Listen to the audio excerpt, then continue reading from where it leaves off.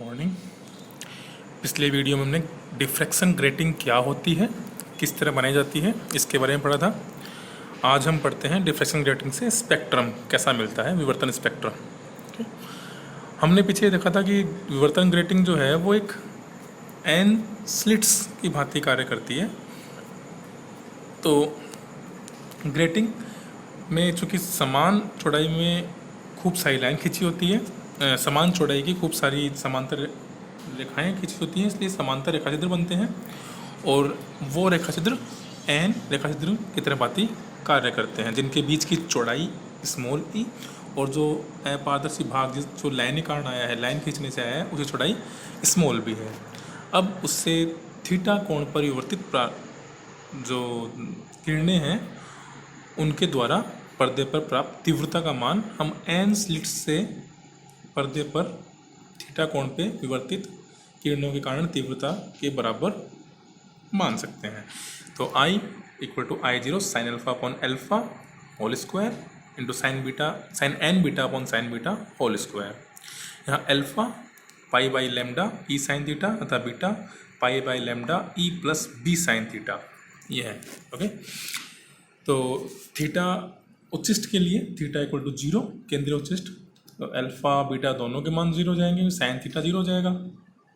इससे sine alpha upon alpha = 1 और sine N beta upon sine beta = capital N। तो इससे I = n² I0, यह तीव्रता का मान अधिकतम मान है, इसे केंद्रीय उच्चिष्ट कह देते हैं। ठीक है, तो थीटा = 0 के लिए केंद्रीय उच्चिष्ट मिलता है। फिर तीव्रता का वितरण प्रथम घटक साइन अल्फा अपॉन अल्फा के कारण जो पहले हमने पढ़ा था, एकल सिंगल स्लिट के कारण जो विवर्तन प्रारूप था उस तरह का मिलता है। और उससे केंद्रीय उच्चिष्ट की चौड़ाई कोणीय विस्तार हम याद कर सकते हैं, अर्ध विस्तार है λ/e और दोनों तरफ के लिए 2 λ/e।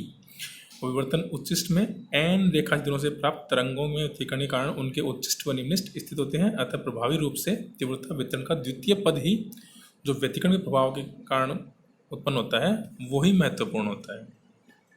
अब हम बात करें ग्रेटिंग स्पेक्ट्रम में मुख्य उच्चिष्ट की स्थिति के लिए व्यतिकरण का प्रभाव, बीटा = ±n पाई पे आपको मुख्य उच्चिष्ट मिलते हैं। और इसके लिए बीटा = ±n पाई यानी pi by lambda e plus b sine theta = ±n pi या e plus b sine theta = ±n lambda.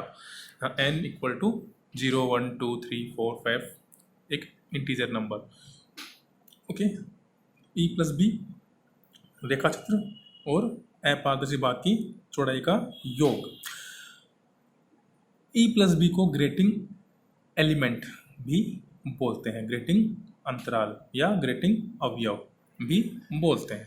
Okay, इस समीकरण को ग्रेटिंग समीकरण कहते हैं। कौन सा समीकरण? E plus b sine theta = n lambda, इसे ग्रेटिंग समीकरण कहते हैं, ग्रेटिंग इक्वेशन कहते हैं। और यह विवर्तन कोण थीटा पर लेमडा की निर्भरता को दर्शाता है। ये किस तरह लेमडा के लिए अलग अलग कोण पर, किसी अलग अलग लेमडा के लिए, अलग अलग तरंगदैर्घ्य के लिए अलग अलग कोण पे उच्चिष्ट प्राप्त होते हैं। n के विभिन्न मानों 0 1 2 3 4 5 आदि के लिए जो स्पेक्ट्रम मिलते हैं उनको शून्य, प्रथम, द्वितीय, उनके n के मान के अनुसार ही उस क्रम का व्यतिकरण प्रारूप कहते हैं। और n के अन्य मानों के लिए विभिन्न तरंगदैर्घ्य की तरंग में भिन्न विवर्तन कोण n थीटा पर उच्चिष्टों की रचना करती है। इससे विभिन्न तरंगों की समांतर तीक्ष्ण रेखाओं के रूप में स्पेक्ट्रम प्राप्त होता है। Thank you.